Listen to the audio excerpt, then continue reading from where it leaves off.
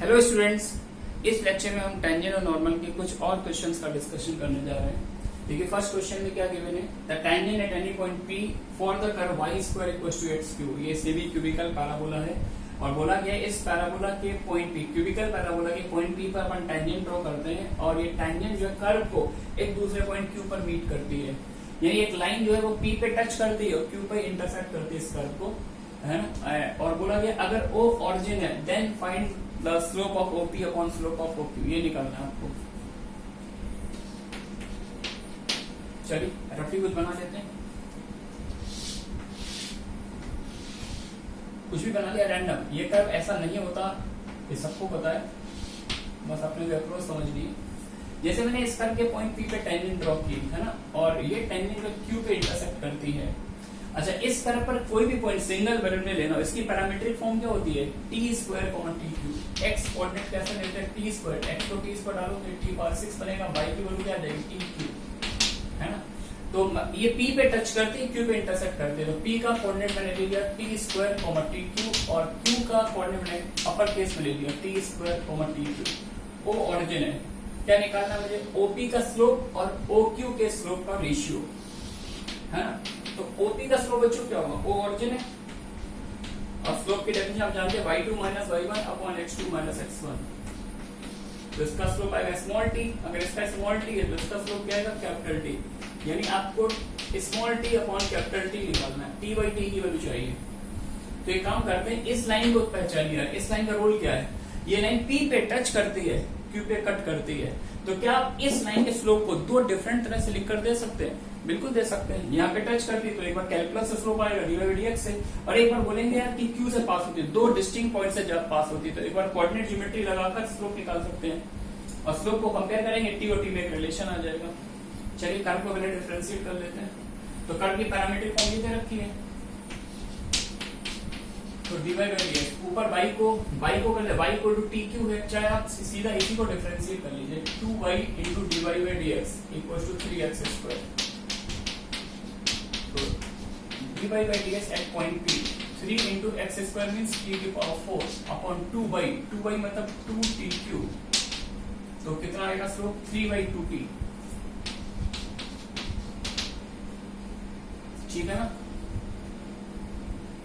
ये स्लोप आ जाएगा। अच्छा, ये स्लोप मैंने कैसे निकाला है, कैलकुलस से। अब एक बार इसी लाइन का स्लोप निकालिए कोऑर्डिनेट ज्योमेट्री लगाकर, y2 माइनस y1, ये लाइन दो पॉइंट से पास होती है, तो दो पॉइंट से जाने वाली लाइन का स्लोप क्या होता है, y2 minus y1 upon x2 minus x1, T square minus T square, ठीक है ना।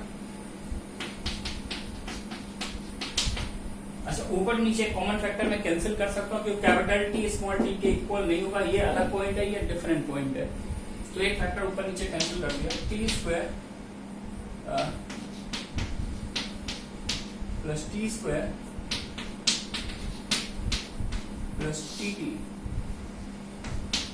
नीचे क्या आएगा, T plus T, cross multiply कर देते हैं, 3tt plus 3t square 2t square plus 2tt, है ना। तो 3t square minus 2t square is T square, 3tt minus 2tt, tt और माइनस 2t स्क्वायर, फैक्टराइज कर लेते हैं, t square plus 2tt minus tt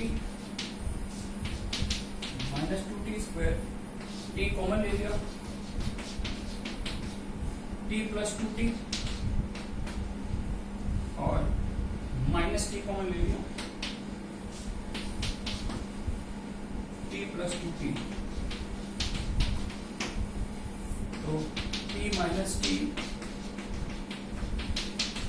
plus 2t equal to 0। अच्छा, ये 0 हो नहीं सकता है, क्यों नहीं हो सकता है, क्योंकि ये t और ये वाला t दोनों डिफरेंट है, ये 0 होगा नहीं, तो इसका मतलब इसको 0 होना पड़ेगा, t की वैल्यू माइनस 2t आ गई, t अगर माइनस 2t है then what is the value of small t by capital T, this is minus 2, small t by capital T is minus 2, और यही आपको निकालना था, ठीक है ना। मूव करते हैं नेक्स्ट क्वेश्चन की तरफ। तो ये आइडिया बहुत फिट बैठता है। लाइन के स्लोप को दो तरह से डील करना है, एक पॉइंट पे टच करते हैं कैलकुलस से स्लोप, और दो पॉइंट से पास होते हैं कोऑर्डिनेट ज्योमेट्री से स्लोप। इसके और भी तरीके हैं, जब क्वेश्चन एक शीट पे डिस्कस करेंगे तब आपको और भी अच्छी अच्छी ट्रिक्स बताएंगे। इसको हम थ्योरी ऑफ इक्वेशन से भी सॉल्व कर सकते हैं।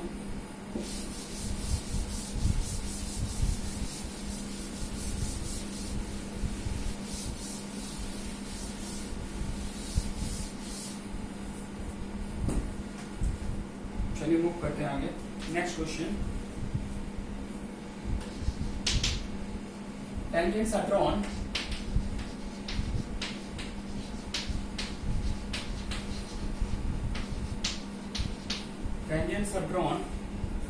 from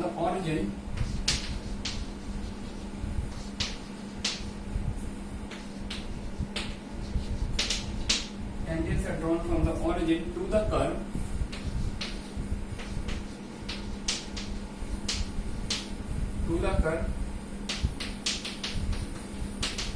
y equal to sin x. Prove that their point of contact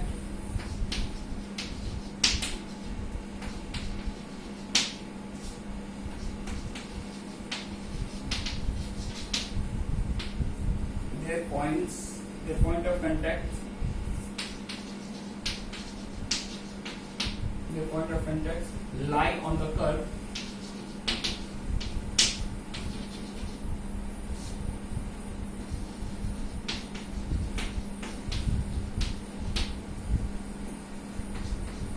x square y square equal to x square minus y square। बहुत अच्छा क्वेश्चन है। आपसे बोलेगा tangents are drawn from the origin to the curve. Origin हमने इस curve पर tangent डाली y equal to sin x पर। आपको प्रूफ करना है कि जो टेंजेंट के पॉइंट ऑफ कांटेक्ट आएंगे वो इस कर्व पर लाई करेंगे। It mean that you to find out the locus of point of contact. ठीक है ना, चलिए स्टार्ट कर लेते हैं क्वेश्चन को। कर्व दे रखा है y equal to sin x।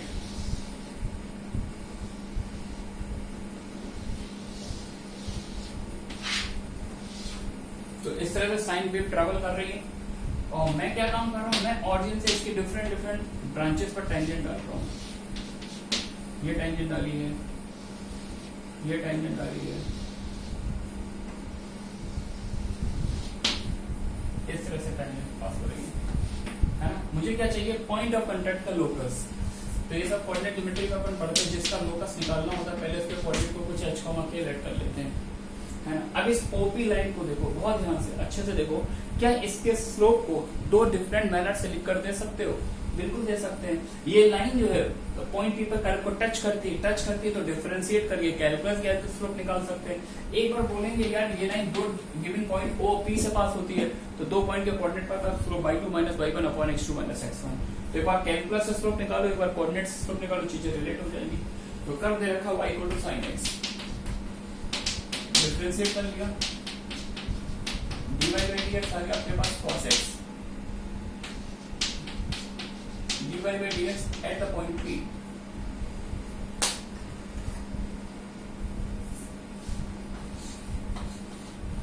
dy by dx at the point P, ये क्या आ जाएगा, cos h, है ना। और यही स्लोप एक बार आप उससे कोऑर्डिनेट ज्योमेट्री से निकाल लो, ठीक है ना। इम्प्लाइज cos h की वैल्यू आ गई k बाई h, आ गई क्या।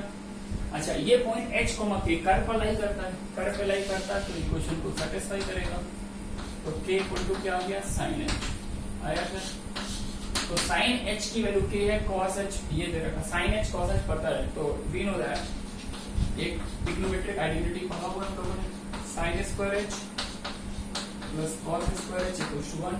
तो sin स्क्वायर h क्या हो जाएगा, k स्क्वायर, ये क्या बनेगा, k square by h square equal to 1। Cross multiply कर दीजिए, h square minus k square equal to h square k square. Relation आ गया। तो ये जो रिलेशन वो इस पॉइंट का रिलेशन है ना। अब इसी कंडीशन को जनरलाइज कर देते हैं, तो जितने भी पॉइंट ऑफ कांटेक्ट हैं उनका लोकस मिल जाएगा। Therefore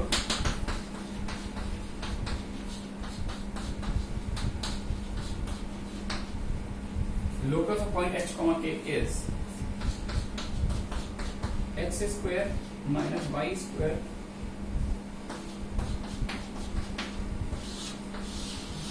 equal to x square y square. ठीक है क्या?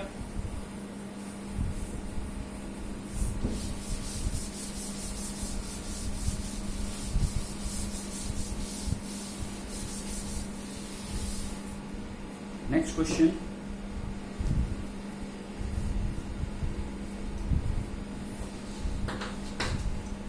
prove that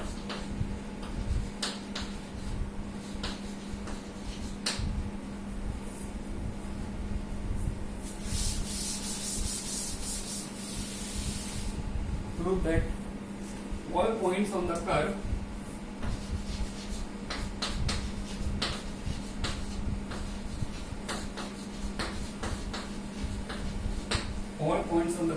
y square equals to 4a x plus a sin x by a at which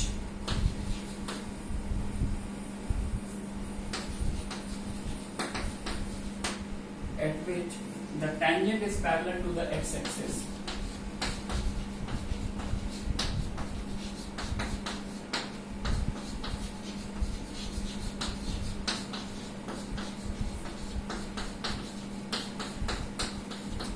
Tangent is parallel to the x-axis, lie on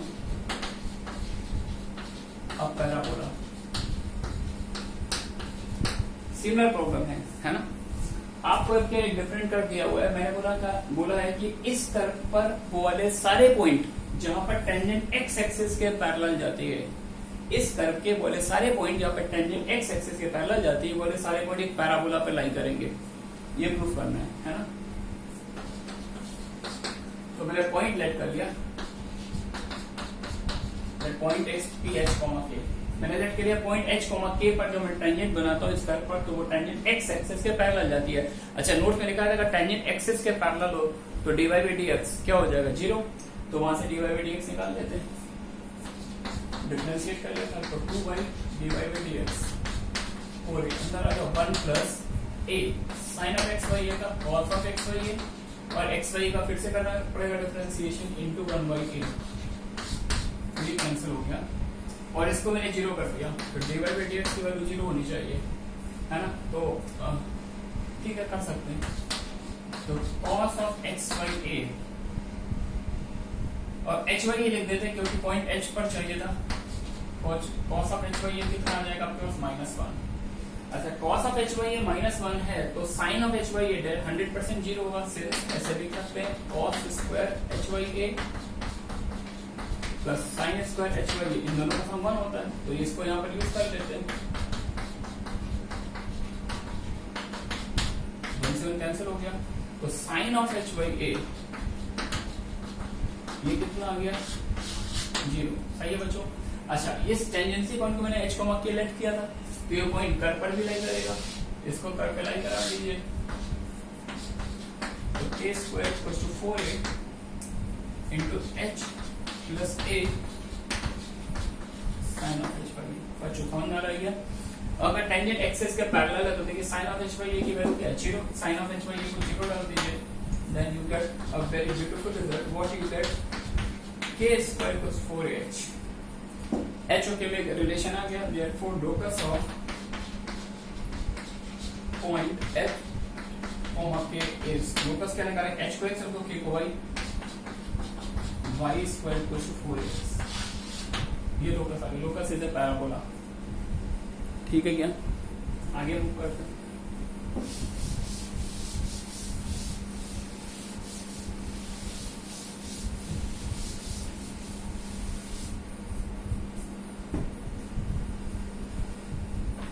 next,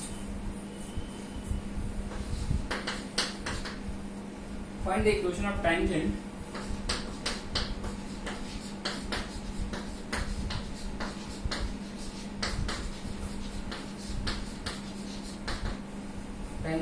and normal to the curve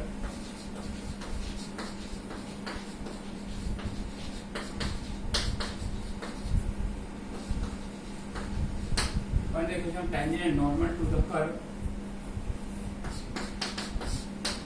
y equal to x square to x cube dt upon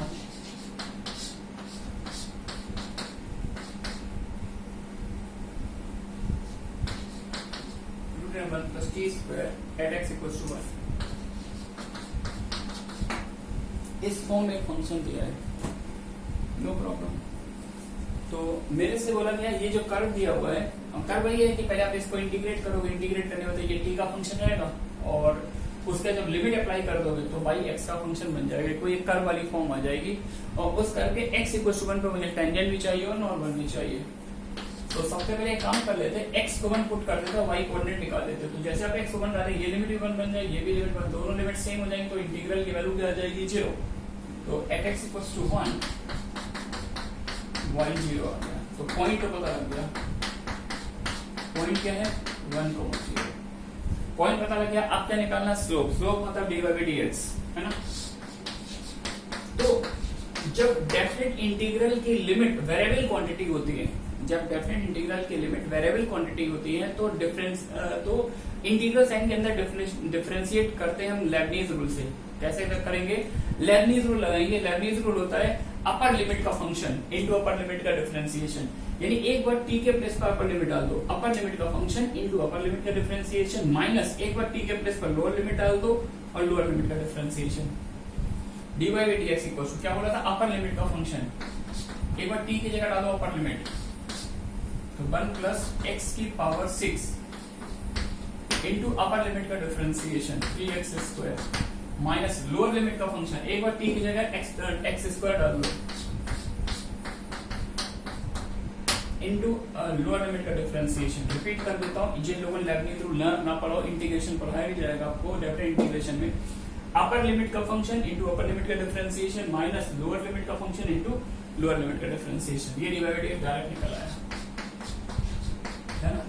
अब आप इसमें x को 1 put कर दीजिए। तो जैसे आप x को 1 डालेंगे तो ये क्या आ जाएगा, 3/√2 माइनस 2/√2। 3/√2 माइनस 2/√2 दैट इज 1/√2 या 1/√2। तो ये स्लोप आ गया टेंजेंट का।